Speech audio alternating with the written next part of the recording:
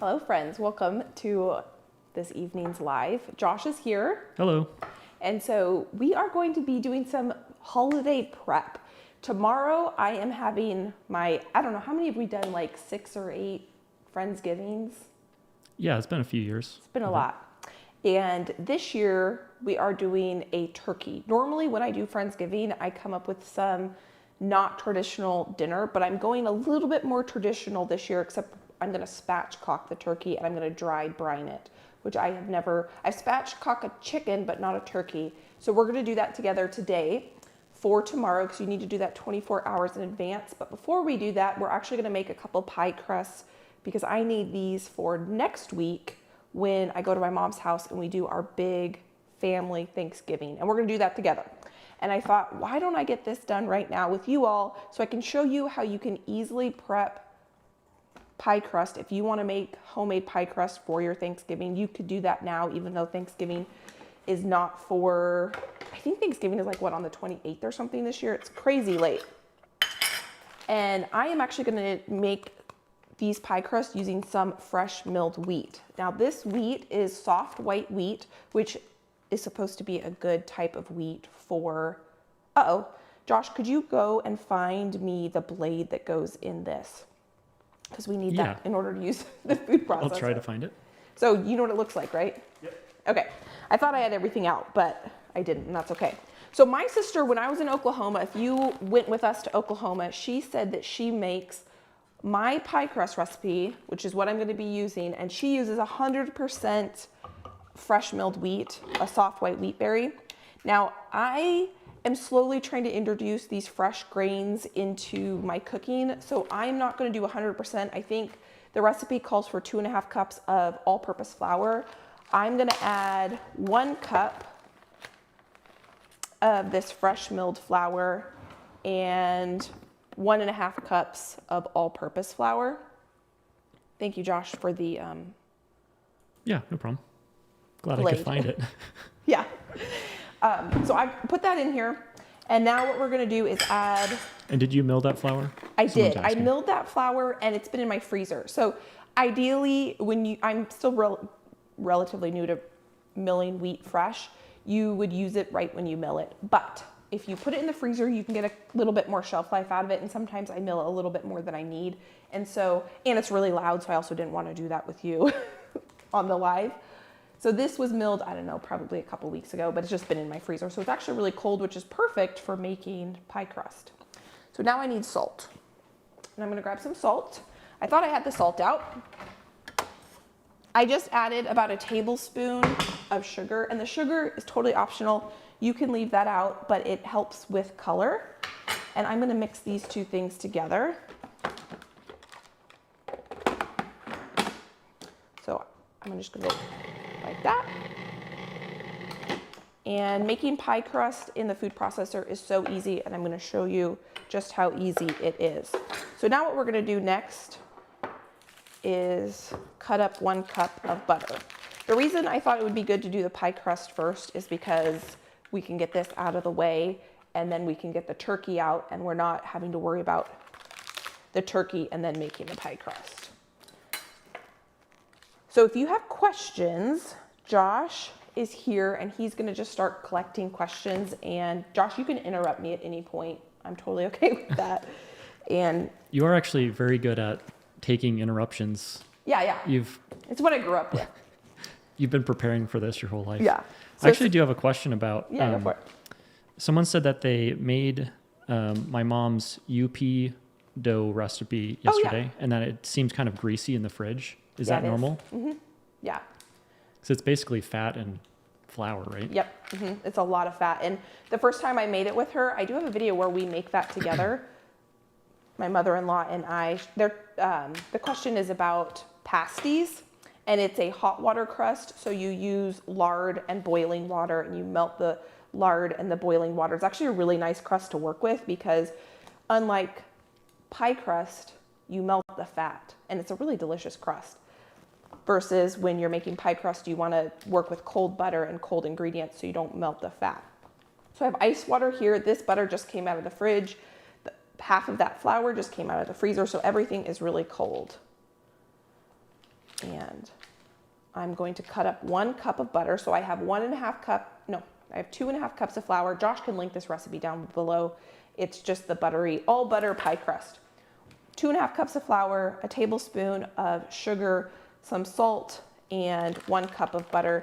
And this is salted butter. I only buy salted butter, and I only cook with salted butter, and I still add salt. And I'm gonna get this on here, and we're gonna pulse this together. So there is a good question from someone. If you spatchcock the turkey, Yeah. do you want to? No, go for it. How do you get stuffing? Okay, so that's a great question. I'm gonna go ahead and blend this real quick here.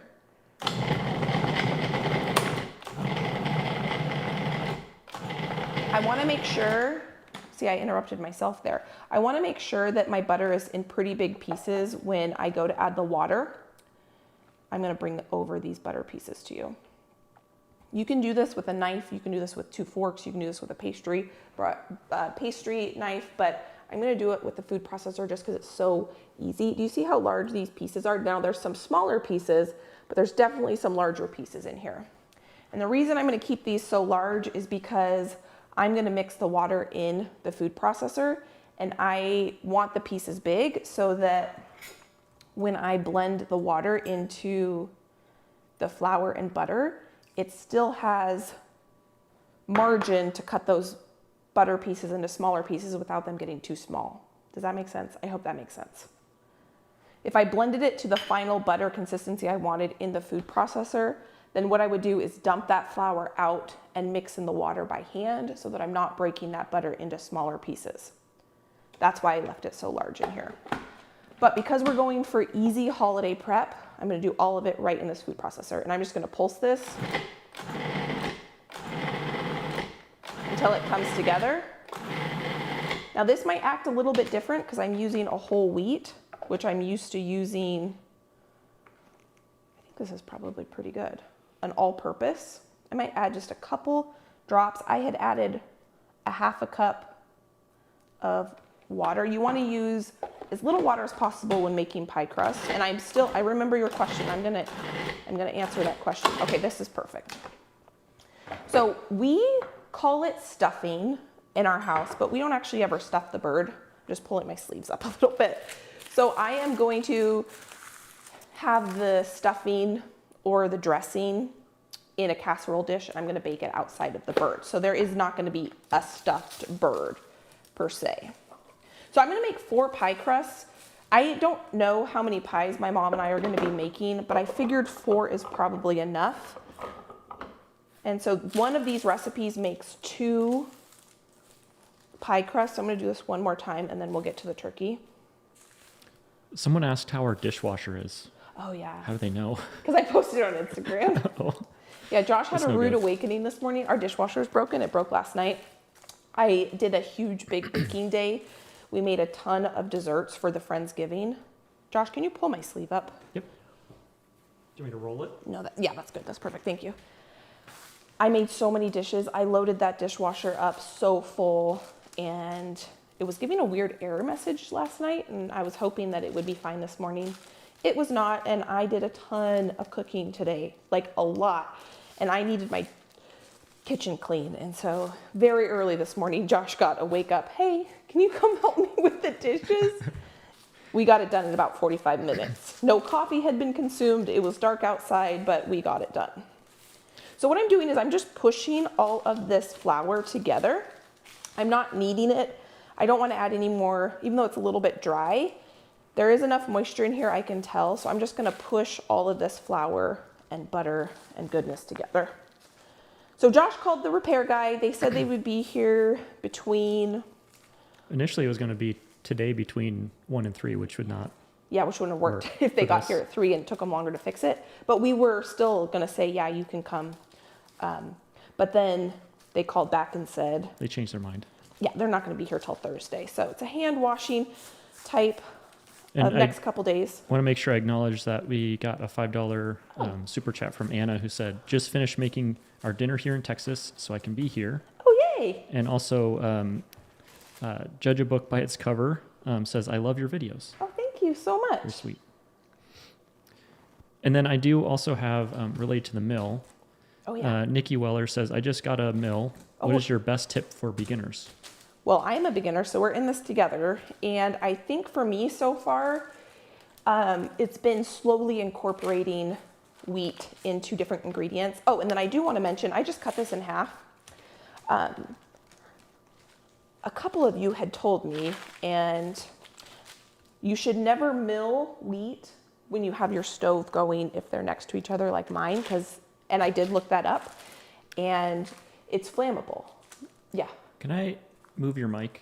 Oh yeah, is it rustling? No, it's right by your throat, so it picks up mostly. I might want to move it to your apron. Yeah, go ahead.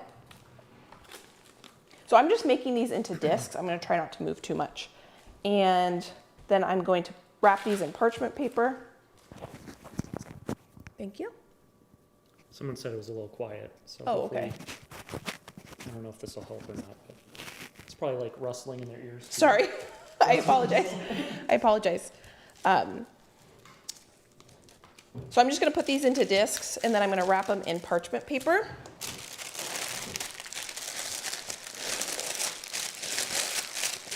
Oh, so for wheat, I think I'm just working on slowly incorporating the fresh milled into my baked goods versus just converting every recipe to 100% fresh milled.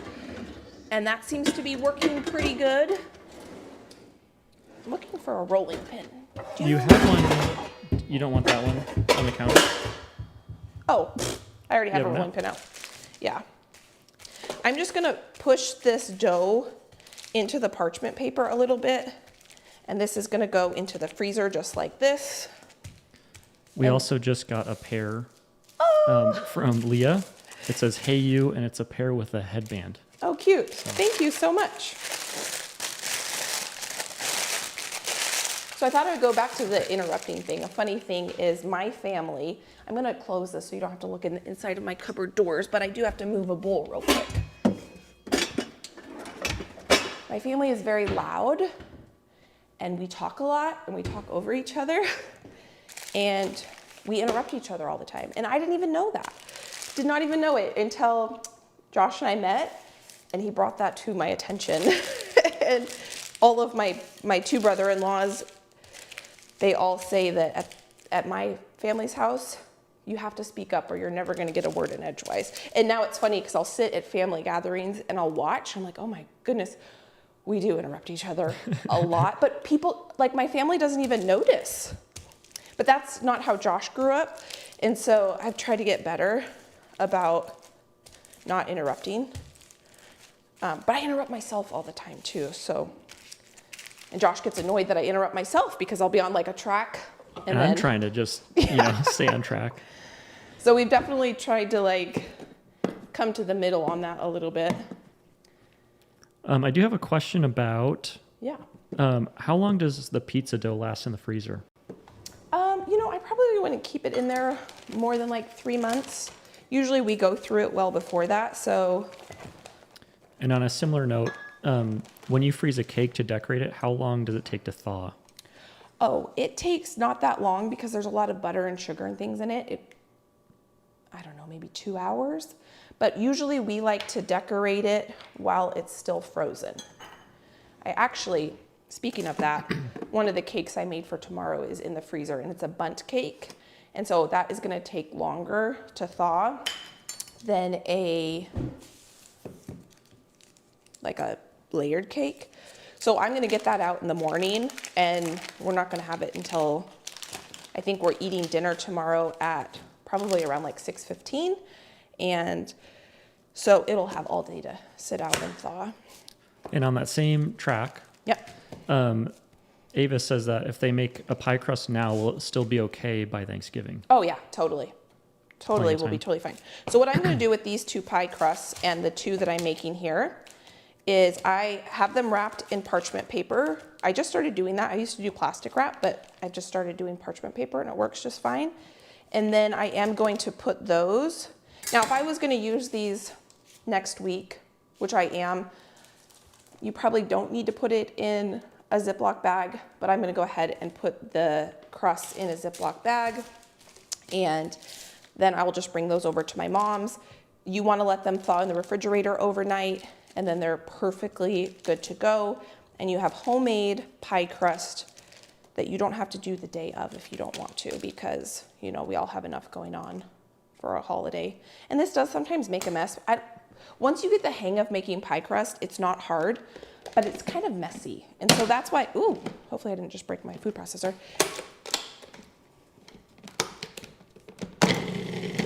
That's why sometimes, you know, there we go. It's not everyone's favorite thing to make just because it kind of makes a mess. That's why I like to have multiple in my freezer, but I haven't had any stock of pie crust in my freezer in a while, and I keep trying to get that to happen, but it's not happening. I think we'll probably go through all of these 4 pie crusts for the Thanksgiving prep that I do at my mom's house next week.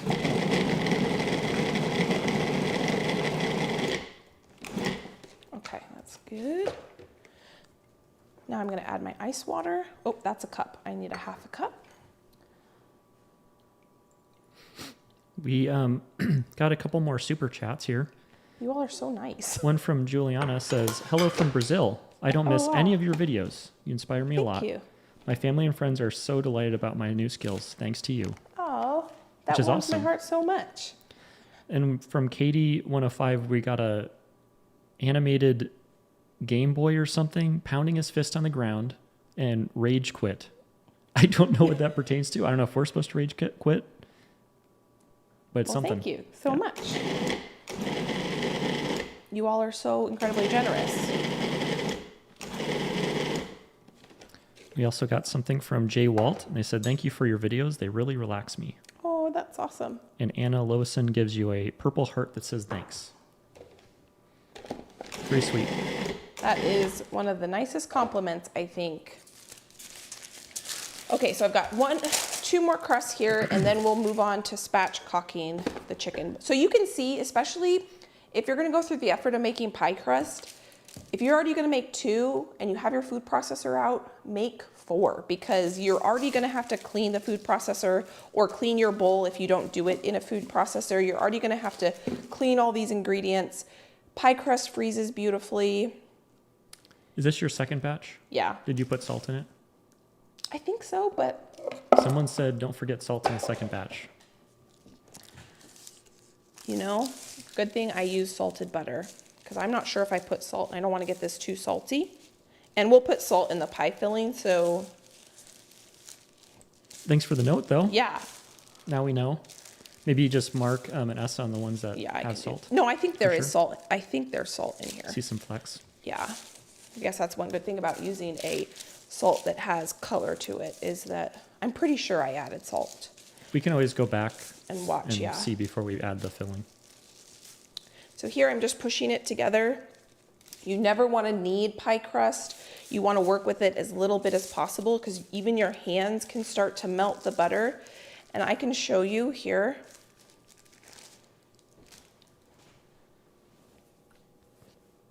Can you see the butter pieces in here? There's some pretty big pieces of butter.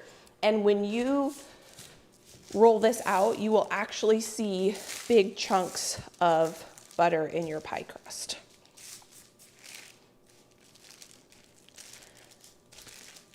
So we have some questions around just Thanksgiving foods. Oh yeah. Oh, I want to say, so next week we're going live with my mom, and so she can also be here to ask, have your questions ready, because she will, oh, do I have flour on my face? She will be here to answer your questions. Is that on, which day is that?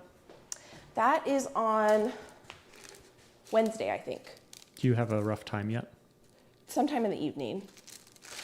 We'll put a community post out there, and we'll schedule the live. Because Tuesday we're going shopping, and then Wednesday we're doing the live. So I'm pretty sure it's Wednesday. That'll be cool. Yeah, it'll be fun.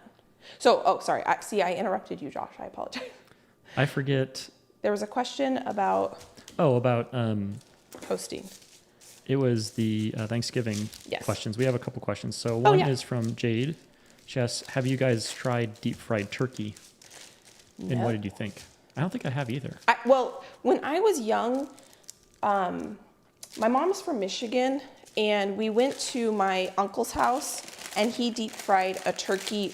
I don't think it was for Thanksgiving, because I'm gonna do this real quick. Usually we would go to Michigan in the summer, so maybe he just did it in the summer. But I was sick, and so I did not taste it. But that would be a fun thing to try at some point. So you may have been around a deep fried turkey. I was around, I remember them deep frying it, but I just remember not feeling good and not wanting to try it because I didn't feel good. Makes sense. But I'm sure it's good. And then on that same topic, what's your favorite childhood Thanksgiving memory? A funny childhood Thanksgiving memory is one year, we just with my grandma was sick in the hospital. So we went to this like dive bar because no one could host it. And so we went to this like dive bar, and I don't even know, I guess you were allowed in if you were under 21 and they served Thanksgiving. And it was very questionable. And then we went to it was just funny because it was very like, the food was questionable. And then we went to a gas station after because we were driving home, because I think this was in Eugene, Oregon. So we had quite a bit of a drive to get home, and we stopped at a gas station and we got a Lunchable, and we were like, this is more like turkey than the turkey we ate at the dive bar. That is interesting. Yes. Interesting choice. It was just, yeah. But I love Thanksgiving. I think my favorite Thanksgiving memories just in general are just cooking with my mom. And we used to do Thanksgiving growing up at my grandparents' house in Eugene. And so my mom didn't start cooking it until probably 10 years ago. And I used to, before I did YouTube, when I was still a hygienist, I would usually request the day off before Thanksgiving so that I could help my mom make Thanksgiving. And now we get to do it every year together. That's probably my favorite Thanksgiving memory. You two are a dynamic duo. Oh, thank you. For sure. Thank you. So these are not perfectly round discs, but that's not a problem. When I go to roll them out for pumpkin pie or apple pie or pecan pie or whatever we end up using these for, I will just shape them into more of a round disc. And now I have 4 pie crusts, homemade with fresh milled flour, and we are going to use these on Thanksgiving. And then I will give this a little bit of a cleanup here, and we will get going on the turkey for tomorrow. So my Chrome tab crashed again. We have a few more super chats to announce. That's perfect. So from Live and Love, we got $10. There doesn't seem to be a message though. Thank you so much. Or maybe it was retracted.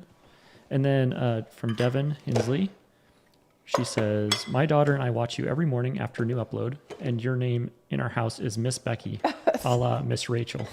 Oh, that's so sweet. Thank you for all the freezer meal ideas. My family loves it. And then Pam Albert says, hey, hi. What amount of craziness would you experience if Ina watched your vlogs? Ina Garden watched my vlogs? Imagine. I think I would fall over. She is like You've always my been favorite. a fan. Yeah. Biggest inspiration for sure. And then from Erin, she says, as a quadriplegic, freezer meals and prep have been a game changer, allowing me to cook more for myself and my family. Thank you for being you and for all that you do. Thank you so much. I appreciate every single one of you. That's amazing. And then a couple more from Miss Jules. She also had the question, I think, about the mill earlier. Oh, yeah. She says, just love the growth of your channel. It's awesome. Then Amy F. says, have you ever made Cornish hens for a holiday meal? I have not made Cornish hens. I've always wanted to. They sell them. So growing up, my mom and I always went grocery shopping together. I loved grocery shopping. I'm the youngest of 4, and I don't really remember going grocery shopping a ton with my siblings. It was kind of like always my mom and I's thing.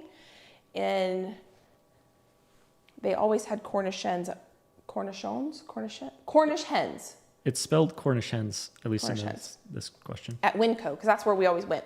We'd go to Winco first, early in the morning, and then we would go to Costco after, and then my mom and I would get pizza at Costco. Some of my fondest memories. It's probably why I still to this day like to go to Costco. And they always had Cornish hens at Winco, which I always thought was interesting. And I always wanted to get a Cornish hen, but no, I've never made one. All that to say no. But ever since I was little, I've wanted to try making one. I'm gonna wash my hands real quick here because they have butter all over them. One last, I guess 2 more super chats. One is from Ariel. She says, you inspired me to start canning, and she's in the kitchen right now with you canning butternut squash. Nice. Which is fun. And then Judge a Book by its cover says, I'm really nervous. This will be my first time doing our Thanksgiving. How do you do all this without getting overwhelmed? Well, I've had a lot of practice cooking big meals, and I think that if I was completely new to it, the biggest thing would be try to think through the things that you can do in advance so you're not doing everything on the day. Because there's no there is a possible way you could cook all of it the day of, but it would be really hard to like get the house clean, table set, and cook it all on the day of. So if you can prep things in advance, that is going to be very, very helpful. So like, pie crust, or, you don't have to cook it all from scratch, especially if it's your first time, unless you want to. So you could take some shortcuts and prioritize cooking the things that you are, like if you have family favorite recipes that that's very important to have that recipe on your Thanksgiving table. And then maybe asking people to bring something so you don't have to do it all, do more like potluck style, or, buy the pies at Costco if you need to. Okay, so what we're gonna do with this turkey. So we are gonna dry brine this turkey. I have only ever wet brined a turkey before with my mom, and I've never really cooked a turkey on my own to try to roast it and have a beautiful turkey. And one of the reasons why this Friendsgiving we're doing a little bit more of a traditional, all the recipes are have a little tweak to them, so they're not completely traditional, but a more traditional Thanksgiving is I want to take some of the leftovers and reinvent them into some other new things. And normally when my mom and I do our Thanksgiving, we don't have any leftovers. So I needed to do this on my own. And I decided to do a dry brine because it's a lot easier from reading than having to deal with trying to find something big enough to put the turkey in and the salt and all the things. So a dry brine just means we're just going to use salt and we're not going to soak it into water.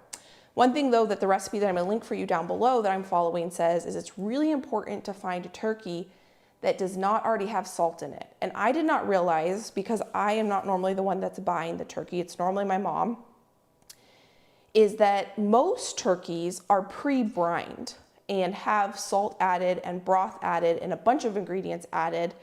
And it took me going to 3 stores to find a turkey that was not already pre-brined because I want to brine it. And so that's what I have here, is I have a non-brined turkey. So we're gonna cut into this. And I think what I'm gonna do, Josh, would you be willing when you're done typing to get me a baking dish?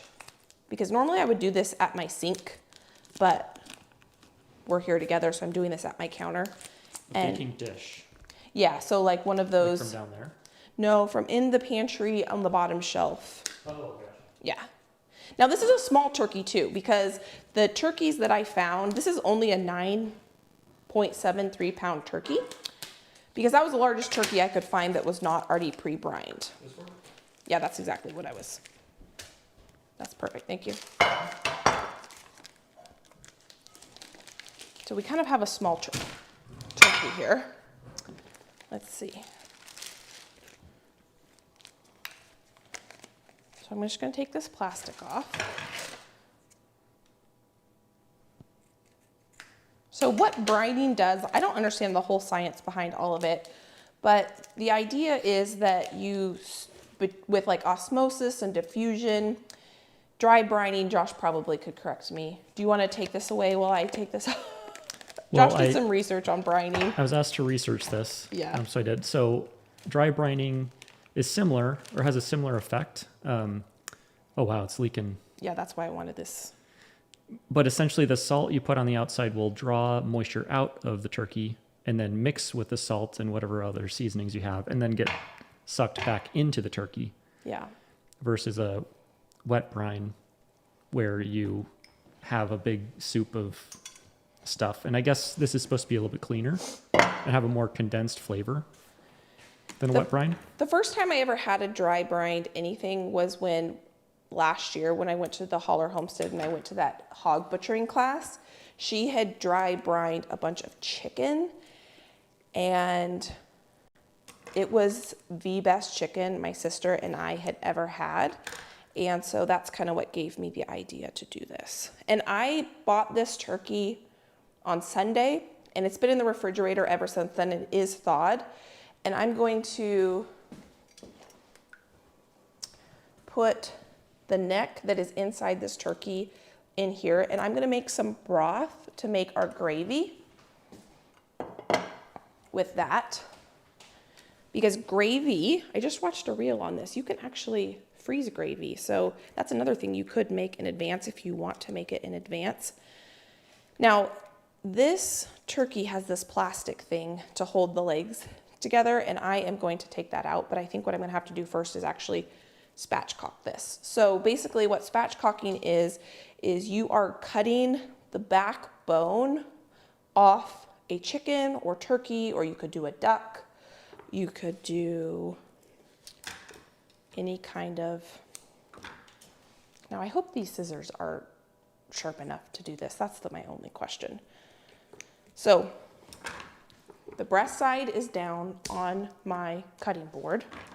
I have a pair of kitchen shears. This is the turkey back right here. So there would be a tail right here, but they didn't leave the tail on. And I'm gonna cut the back out of this turkey. Now this is my salt here. Whatever I don't end up using, I will just toss. I just wanted to get a lot of salt out because I know we were gonna need a lot of salt. Okay, this is gonna take me a second. So Josh, you could get me questions, Yeah, or 1 second here. you can answer some questions. I might have to get a knife out because these scissors are. So I have a question about, do you want the big scissors? Do we have, oh yeah. The construction Yes. scissors? Yes, I know what scissors you're talking about. That's what I need. Okay, I'm going to ask you a question while I Okay, do so we'll that. talk while you go grab those scissors. So Juliana says, I have a question. Is it possible to make buttermilk at home? Because we don't have it here in Brazil. Oh, Or can I use any kind of substitute?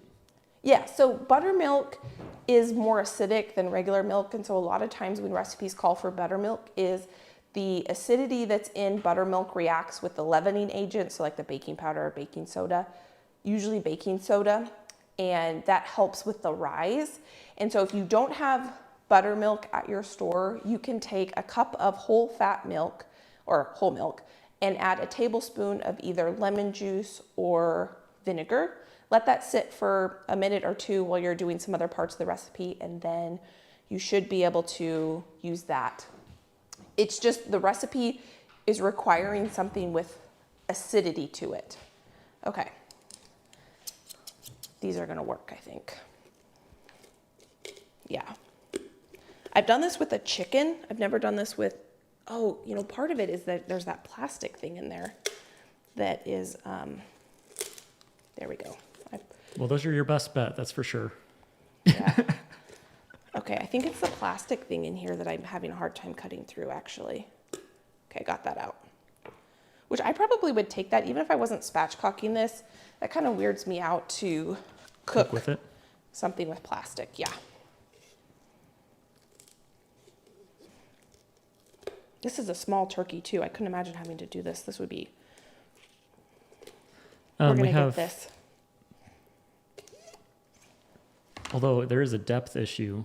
A depth? A depth of the scissors, like, can you get all the way through there? Well, would you be willing to go into the pantry and get me the Nakano knife with the wooden handle? It's probably going to be my sharpest knife right now because we're going to do.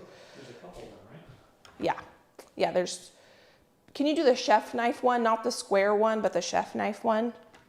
The beauty of doing this live is I can't, you know, I might edit this. Yeah, that's perfect. I might edit this down into a shorter bit, but we're in this together. Do you want me to get in there and cut it? Let me try first. About that motion that's... No, I'm gonna do it like this, so it's gonna be safe.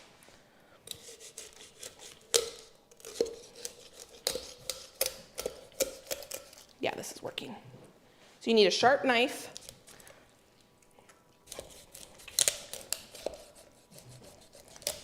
Well, there's no getting around what's happening here. I know, I'm sorry. The sounds. I know, I apologize. But it is the reality of...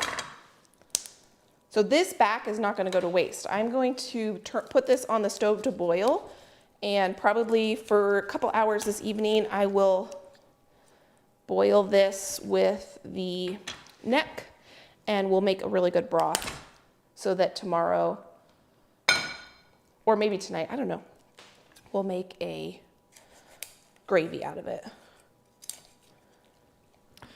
We have some more super chats. I should get this one out before they maybe fall asleep. But Sophie says, I'm up at midnight to see this. Love your videos. And then Thank you. Lucia Garcia asks if there are any Mexican creators that are homesteaders that you know of.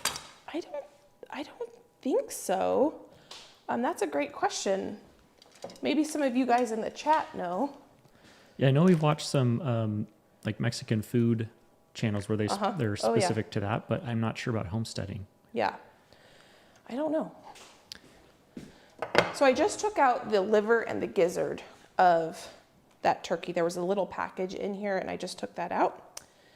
So now we have the backbone off this turkey and a collection of scissors.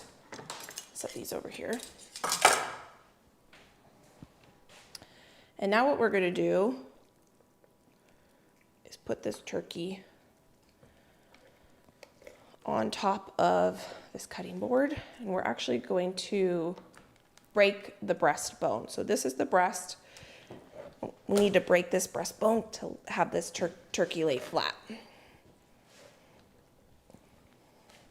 This is much, even though this is a small turkey, this is much harder to do on a turkey than it is on a chicken. So if you guys have been here since like the beginning, we used to have a French bulldog, and he would lay with his like back legs straight out, and it always looked like... That's funny. That does... Doesn't that look like Gizmo's back legs? Yep. Yeah. Anytime I see that, I always think of Gizmo. I might have to cut this bone actually from this side to get this to break. I don't know if I'm going to be able to do that with my hands. Do you know what the biggest turkey is that your family has cooked? I don't. Probably 24-ish pounds, something like that. So twice the size, more than twice the size of this turkey. I would have cooked a bigger turkey, but this was the biggest one they had that wasn't brined. So I'm actually going to cook a chicken too, because we have 12 people coming over tomorrow and I need leftovers so that we can reinvent them into other things. So I am going to actually cook a chicken too. Okay, and then we have a question from Tam Lil. She's asked us a few times, so I want to make sure we get it. Yeah. She says, when you dehydrate onions, what's the process to store them? If you dehydrate them, all you need to do is put them in a glass jar and put a lid on it and you're good to go. If you freeze dry them, you can do that same thing, but you want to make sure you use it. I think that's as good as it's going to get. I almost need a mallet or something. Yeah, I might have to cut it a little bit more. This is definitely harder to do on a turkey than it is on a chicken. There we go. That was it that needed to pop. Freeze dry, you need to seal it up well as well, and you can put it in Mylar. There we go. Okay, now it's gonna lay flat. Okay, so even though I'm still gonna work with this turkey, I'm just gonna wash my hands real quick, and then we will get to actually brining this turkey. So Josh, if you wanna mute me for a second, I'm gonna wash my hands real good. Okay. You can ask I'm not sure if I already asked this one. Maybe not. Someone asked, Dana asked, I'm going to try your recipe for stuffing this year. Does this sound familiar? Like I've already said this? She says, any suggestions for being a first timer?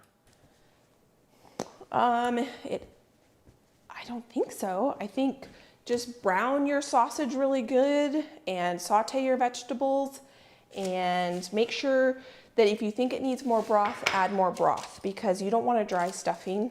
So if you think it needs more broth, add more broth. Okay, so that is my favorite stuffing recipe. By the way, that's my Grandma Jones's recipe. So here, I'm going to take these chicken wings and I'm tucking them up underneath the breast because the chicken wings can tend to burn and we don't want burnt turkey wings. I mean, probably no one's going to eat those. I'll probably just end up turning those into stock, but here is what it looks like. So this is a spatchcock turkey, a small spatchcock turkey. And I did make sure I have space in my refrigerator for this cookie sheet because this is going to go into the refrigerator and it's going to go in the refrigerator uncovered. So the idea is that the moisture is going to come out of the turkey because we're salting it. It's going to mix with the salt. It's going to dissolve the salt and then it's going to go back into the turkey. That's the idea. So you're seasoning the inside of the turkey and you're using science to do that. And it's supposed to lead to a more tender turkey and a more flavorful turkey. And for this almost 10-pound turkey, I have 15 tablespoons of this kosher style salt. And I'm going to do the top and the bottom. And you can get fancy with different seasonings, but the recipe I'm following just says salt. We are going to flavor this up with an herb butter tomorrow. And so I'm going to incorporate the other flavor components with an herb butter. And I'm going to roast this turkey on a bed of a bunch of vegetables. But the best chicken I think I've ever had was Meg's chicken from the Acrehomestead with a dry brined chicken. And that's what gave me the idea to do this turkey. Turn this back this way. And I'm not going to cover this in my refrigerator. The idea is to leave it uncovered. That's what the recipe says to do. And that's what I'm going to do. And so we want to kind of dry out the skin as well so that we get a crispy skin. So I'm going to go wash my hands one more time. So if you have a question, Josh, you want to answer or ask, you can. We have a few more super chats. So from Jones Prairie Farm, oops, forgot to mute you. They say, you are such an inspiration to me. I'm currently working on my last batch of cowboy candy while watching you this evening. And then from Live and Love, they said, hello from SA, Texas. I'm so proud of how hard you work on your dishes and your channel. You don't know me, but I watch you so much that my whole family just thinks you're part of part of the family. God That's bless. awesome. Thank you. And then we have a lot of Gizmo love. Oh, yeah. Including from Lori Johnson, who says, I loved Gizmo. Yeah. Yeah, I miss Gizmo. He was a great, great dog. He was kind of like my sidekick in the kitchen. You know, Orbit and Tibero run around and they're kind of all over the place, but Gizmo was kind of like my like ride or die. He would always just stay here calmly in the corner, usually next to an oven or something like that. Something warm. Yeah, yeah. Actually, at our last house, we had a heater that came out from the island, and so he would sit right at the island because he loved heat and he loved basking in the sun. Maybe one day we'll have another one. We actually adopted him he was my sister's and brother-in-law's dog, and we ended up adopting him from them. And so that's how we ended up with Gizmo, but he was a fantastic dog. We also have a question from Judge a Book by its cover. Uh-huh. It says, have you ever made pumpkin rolls? It's one of my family's favorites. Yes, I made a pumpkin I think you have roll. a video on that, right? Yeah, so what was that? Was that a Friendsgiving that I made the pumpkin roll? It's Josh's grandma's recipe that we made a pumpkin roll. I think it was the Friendsgiving that I made the raviolis, which was not last year's Friendsgiving, but the Friendsgiving before we did. It was published October 2022, so it was probably a Friendsgiving or something. Yeah, yeah. It's a picture of me holding a pumpkin roll. That's the thumbnail. So this is done. Not gonna cover this. I'm gonna pop this in the fridge. I made cowboy candy myself last week. I did 10 pounds of it, so that should be enough. I did way more this year because my brother and dad both love it, and so most of the cowboy candy I made this year is actually gonna go to my dad and brother. And so that's what that's for. We also have a question from Laura and T, who asks, is it too early to buy seeds to start the spring? No, you can definitely buy seeds this right now if you want.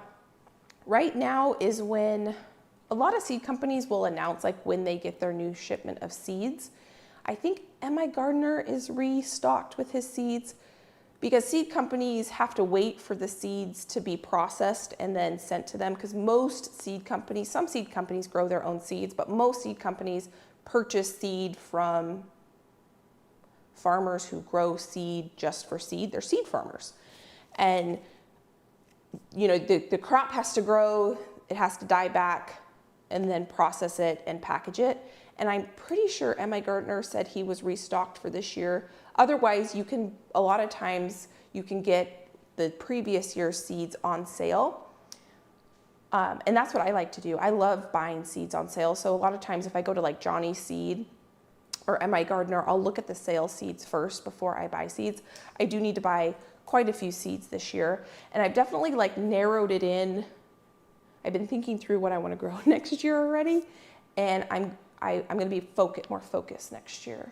I'm going to grow a bunch of things I have never grown before, but like my main crops, I finally feel like I know the varieties I really like and that do well, which is kind of exciting versus just like continuously experimenting. So now I can kind of experiment with a few things, and then I know that I have like my favorite crops that I like to grow. Yeah. I have a question about the turkey. Mm-hmm. What else do you do to this? So after it's done sitting in the fridge, do you rinse it off? I have to read the recipe. I can't remember. I think, let's see. So we're gonna make a butter herb thing, and dry off turkey with a paper towel. It just says dry off the turkey with a paper towel. It doesn't say to rinse it off. Because in theory, the salt is gonna pull out a bunch of moisture, so it should be kind of like a moist, and the salt should get pulled in somewhat too. Yeah, supposed to. Yeah, it's supposed to like season the turkey from the outside in, but like all the way to the inside of the turkey is supposed to be seasoned, because you need this to sit for 24 hours. I probably am not going to get 24 hours because this turkey is probably going to take like 3 hours to cook or something like that. I'm going to have to do some math on it. It's not going to take a crazy long time because it's basically like a big chicken. But it doesn't say anywhere on here. I thought you were supposed to rinse it off, but maybe I will have Josh read the directions just to make sure. But it just says pat dry, and it would be the second step. But we are going to put a herb butter on it, and then we're going to roast it in the oven on a bed of vegetables. So you will see all this. This will be the Friendsgiving dinner, so you'll see whether this turned out well or not, and whether it's too salty or not. I will say, this says to remove the turkey 1 hour before roasting, preheat the oven to 450 and set the rack to the middle level. Mix the butter with the thyme and sage to form a paste. Place all the vegetables on a baking sheet and then place a wire rack on top of them. Dry off the turkey with paper towels and season with pepper. Okay. So who knows what it's going to look like? Maybe it's going to be very moist. It will be tomorrow for sure, because, but then it's supposed to reabsorb. I don't know. We'll see. It's hard to know. I think it's fun to try new things. Yeah. You will see what it looks like. It'll just be probably in about a week or so. I haven't even talked to my mom yet if we are going to brine a turkey this year. Maybe if this turns out well, we'll do this year. We last year did both a brine and a non-brined, if I remember correctly. I'm pretty sure we did two. And we decided last minute to brine a turkey because we bought the brine at Costco. It was like a pre-made brine, but that was a wet brine. And we end up having to brine it and then put a bunch of ice in it and do it in a cooler because we never have enough space in the refrigerator to put, you know, a 25-pound turkey in liquid in the refrigerator. And so that's why I thought this would be kind of nice because it just doesn't take up as much space. Again, this is a small turkey, but I think I could fit a 20-pound turkey on this cookie sheet. It would just be, you know, a bit bigger, taller, and wider. But I think this is really beautiful. I think a spatchcock turkey or chicken is really beautiful. I'm actually going to put this in the fridge right now because I made space for it. And you can see the inside of my refrigerator, and it is... That's unusual, actually. Oh yeah, that took me probably 15 minutes to find a space. I'm going to wash my hands one more time since I just put that in the fridge. Andrew asks, have you ever done a turkey using mayonnaise on the skin? No. Have you heard of that? No, that sounds intriguing. But I have recently started making grilled cheese. Sometimes I'll use mayonnaise instead of butter on the outside, and that's really good. I don't remember. Yeah, you like it? Yeah. It gets really golden brown. Weird in theory, but yeah, in practice, it's great. I'm excited to share with you one of our favorite ways to use turkey. It's not like the most inventive. I have some really fun ways that I'm going to use some of these leftovers that I'm excited to try. But kind of our go-to, there used to be this sandwich at Starbucks. This probably was before you and I even met, that I used to get this sandwich at Starbucks. And it was a crusty kind of baguette type thing. It had turkey, had like a cheddar cheese. It had craisins, like dried cranberries, sweetened dried cranberries, pesto, and like arugula or some sort of green or something. And the combination of like the sweet cranberry and the pesto and the turkey and the cold cheese was just so good. And so that is how we usually eat the turkey. But I have a couple of grilled sandwiches that we're gonna make too, using some of the turkey. And I'm really excited about that. I prefer a turkey sandwich without the cream cheese. I like a sharp cheddar. Yeah, with cranberry sauce and the pesto. Mm-hmm. It's really good. It sounds weird. It's a great I've had balance. a couple friends try it and they're like, at first a little like, I don't know about that, but it's delicious because it's like salty and herby and sweet and delicious. Have you, do you think you could do the dry rub without spatchcocking? Oh yeah, I think so. Mm-hmm. You don't have to spatchcock it. Would you just put the salt inside of it? Oh, that's true. I guess in theory you could do that. Yeah. And sprinkle it. It might not stay on the turkey as well. That's one nice thing about it being spatchcock is it's kind of, the whole thing is laying flat versus, you know, like a round thing where it's hard to keep the salt on the sides. But I don't know why you couldn't try it at the very least. Maybe that's why we always do a wet brine, because my mom and I have never spatchcocked a turkey. We've never spatchcocked a turkey before.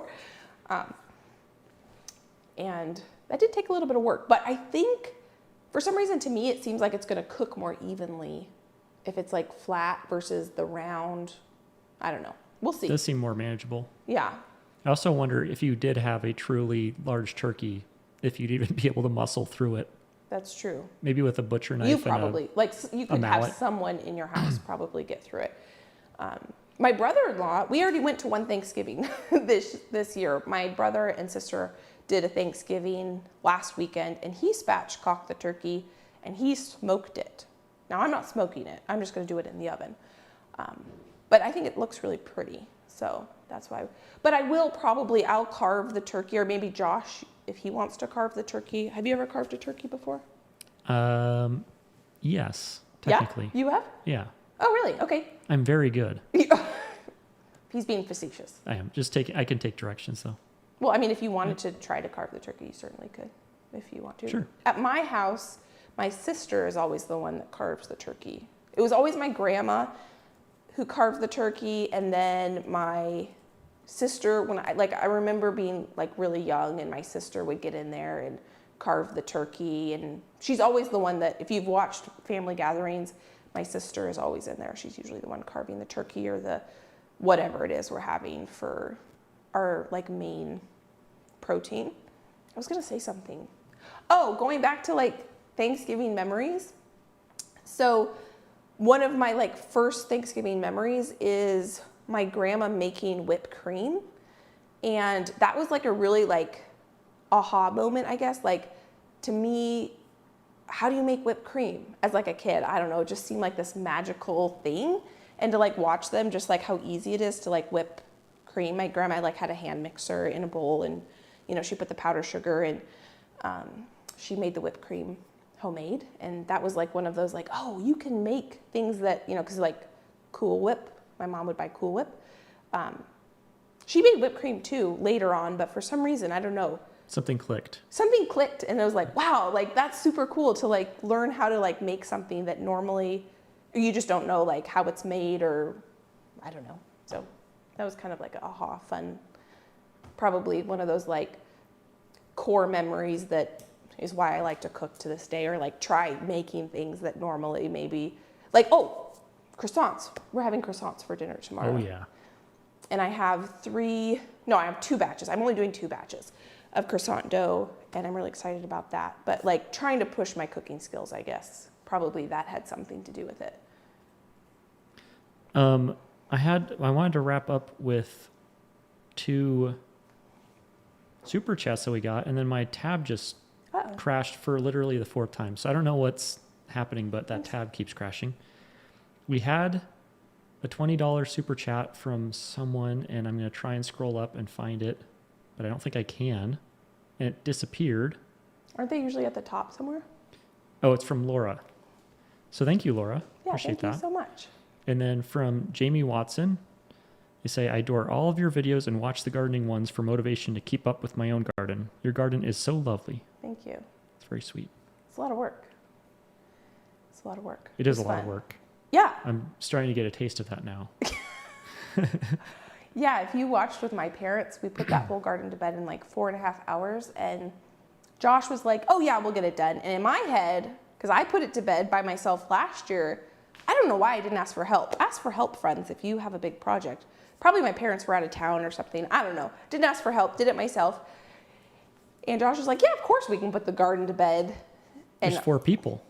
Yeah. I was glad he was right, because we got it done. And I would not have been able to get it done, obviously, in that amount of time. So that was super helpful. But Josh was able to help, so I think he got a bigger picture of how much work the garden is. And Yeah, I was probably just like working my day job last year. yeah, I you think. were. Yeah. That's why. I wasn't just hanging around watching No. He wasn't just like playing video With a games or soda? something. Yeah. No, not at all. Definitely everyone was working in their own right. Just I was the only one doing that. But it was fun. It was fun to have my parents here and get that put to bed. It felt really good. We haven't even had our first frost yet.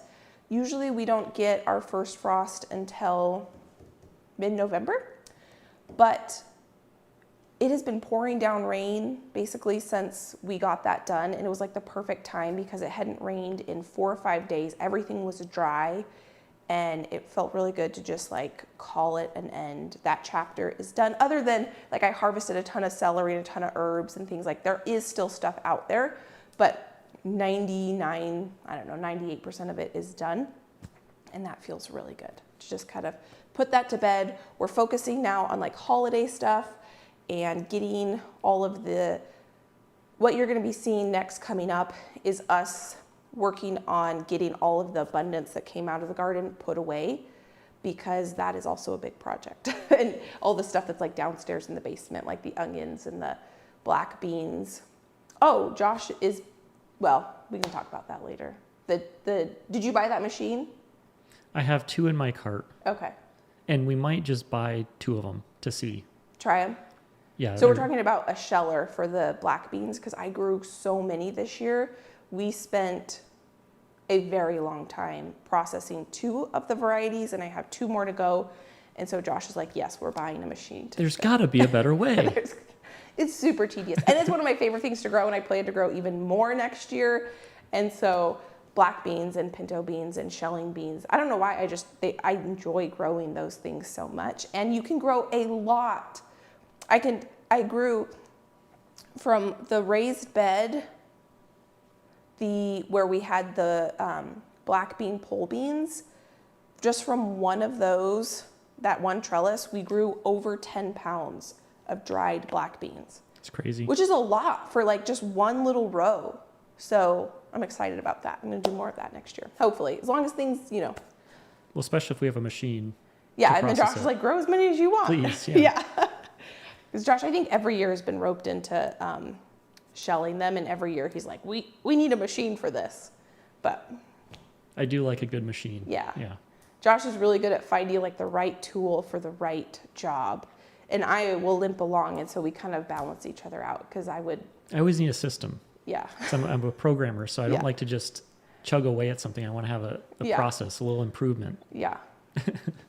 And I'll chug away at it, so we kind of balance each other out. And she probably comes out ahead more often, honestly. Because I just get in there and do it. Yeah. Yeah. But some things, I can't think of something right now, but yeah. Anyway, it was a good garden year. Any more questions? We have some more kind of miscellaneous questions, but that's all the super chats.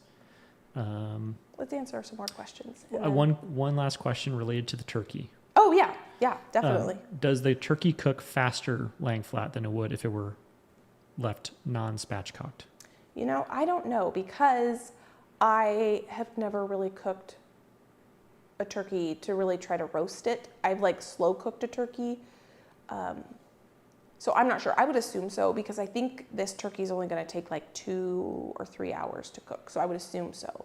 It would make sense, but can't quote me on that one. That answers another question. Someone's wondering how long it would take to cook.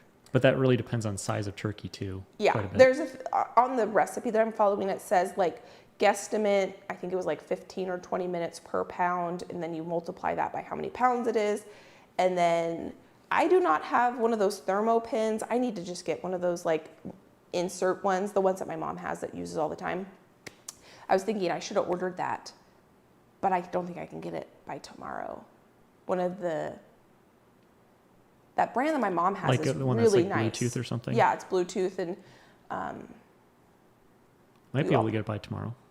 Yeah, maybe you could look Amazon at that. surprises us sometimes. See, that's the thing. I would normally just use my meat thermometer, but with something like this, it really can depend on a lot of factors how long it would take. So I would benefit probably from having one of those.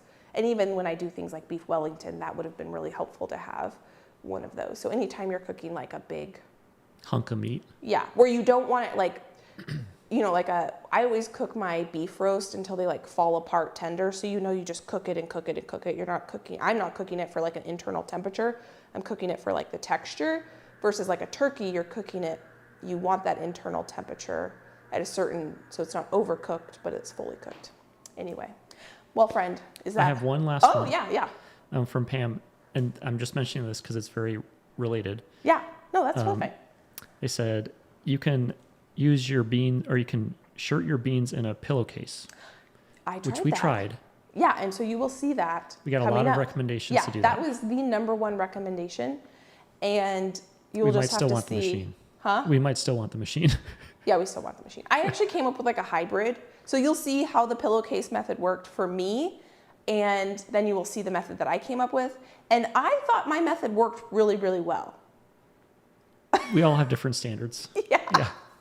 And so Josh talked me into it, though, that we're going to get a machine. And so, you know, we'll try it out together and see, and it'll be fun. I'm excited. You can all see the results without buying a machine, so that's good.